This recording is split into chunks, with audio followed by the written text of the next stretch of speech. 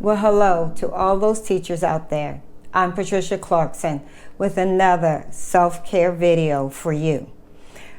During this video, I'm going to talk to teachers, administrators about remote learning while I'm making another healthcare smoothie.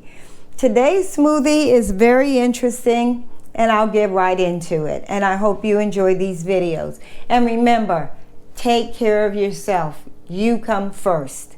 I know that's odd for teachers, but you come first. You can't do anything for your family. You can't do anything for school if you are not taking care of you, because you'll be all tired and falling apart and all that other craziness and not being able to help people. And then you'll feel bad because you can't reach out, because that's who we are as teachers.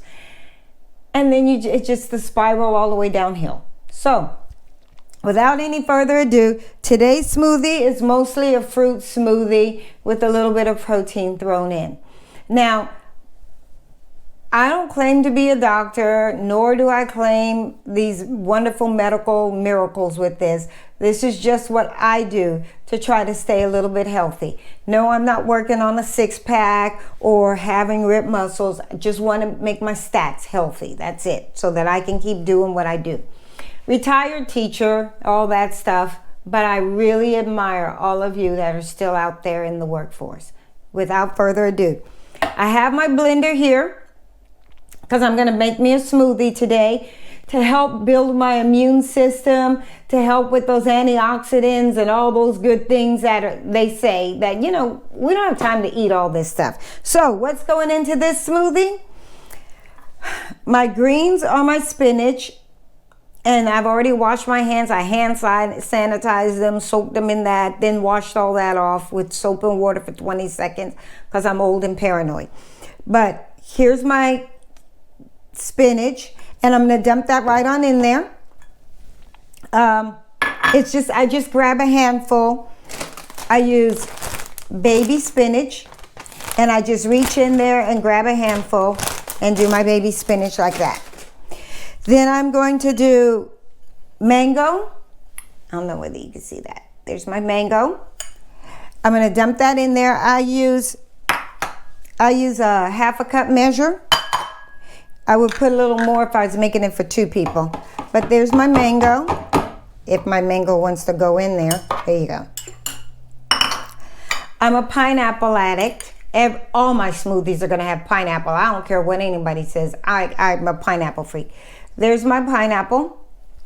So I'm going to dump my pineapple in there. Normally, you would put your liquid base first, but I use tea for my liquid base. And today I'm using green tea. I don't like green tea. It's got a bitter taste to me, but it's supposed to be good for you. So I put it in smoothies to camouflage the taste. I have berries, because you know the berries are good for you. I got a spinach leaf in my berries. There's my berries. So I'm going to put my blueberries in there. So far I have used blueberries. I have used mango. I have used pineapple.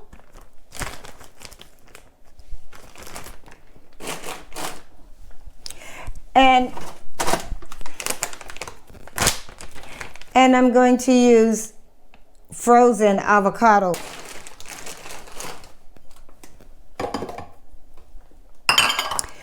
Now, bananas are supposed to be good for you for the potassium and stuff. Again, another thing I don't like.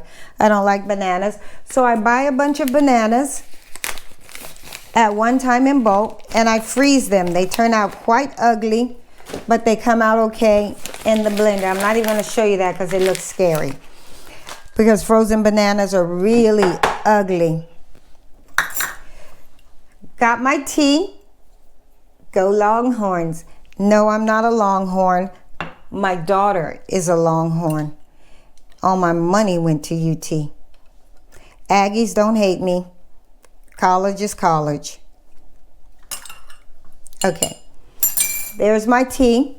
And I always put my tea in toward the end, even though you're supposed to put your liquid base at first. And that's because I'm using frozen veggies and the tea is hot. So that kind of thaws out some of those that frozen business. Of course, I have to have ginger.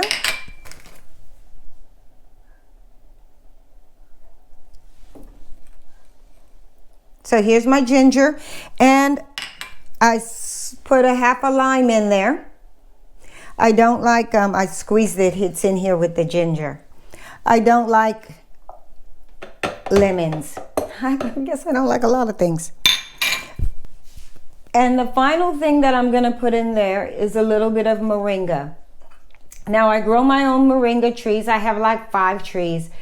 And I normally harvest the whole moringa tree, dehydrate it, and use the powder.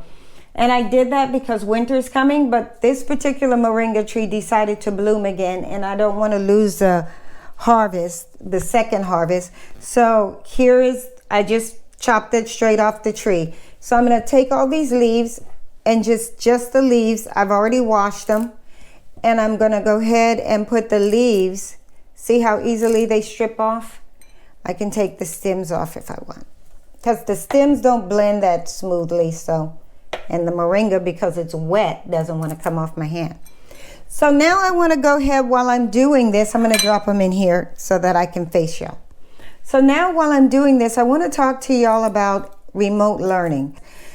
Some have had some really good results and some have not. It really just depends upon the culture and the climate of the community you live in. How committed are they to getting their kids up and learning? But all I gotta say to teachers is hang in there. You do what you know you need to do.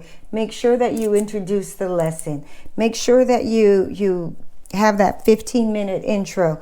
Make sure that you give them quality, meaningful activities as opposed to just something to do online.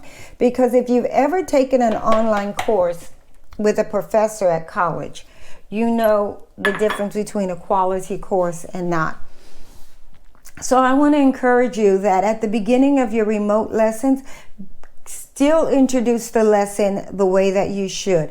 Make sure that you are aligning it with state standards and introducing it with, today we're going to be learning what you're going to expect them to do that day. You don't have to take a grade every day, but you do need to give quality information. Look like you really like teaching them. Look straight into the camera sometimes and really connect with the kid on the other side. Talk to them. Ask them to join a live Zoom. Look for them just like you would in the classroom. Yes, it seems strange, but you will get used to it if you keep at it. Okay? So now I have everything in here and I'm going to hit this blender. Put the top on, and I start out the blender on low because I got to chop all that up. And as you can see, it starts to chop up and slowly work its way down. Now, sometimes the moringa and the greens get stuck on the side, and in a minute, I will go ahead and push that down. And right now I have it on low, but I'm going to pick it up in a minute. I've turned my blender up a little bit, so give me a second.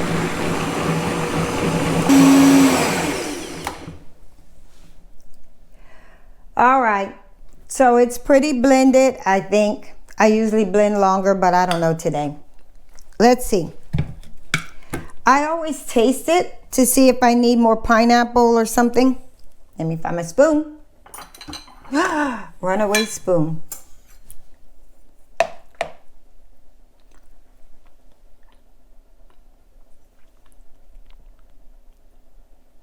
Now for me, that's good the way it is. I probably would have added more ginger, but that's okay.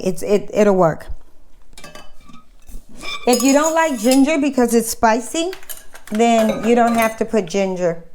Now let's see what this looks like. It looks ugly. Look at that.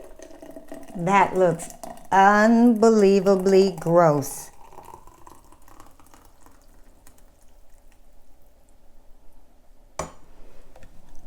I have a little bit extra, so I'm gonna pour it in my cup over here. I don't strain this. Now, if you want,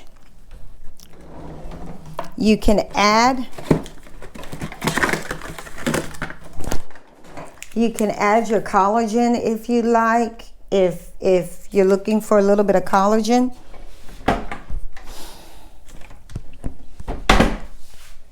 You can add more fiber if you like, if you're looking more fiber. But because I did not strain this, it has quite a bit of fiber in here, and so I'm not interested in any more. Doesn't take that long. Really, I did all this cute measuring for y'all today. Normally, I just dump it right in. I just dump a little of this, dump a little of that, put my tea in there, blend it up. And I do it when I have teacher observations, when I have to go to a campus on a teacher I'm mentoring.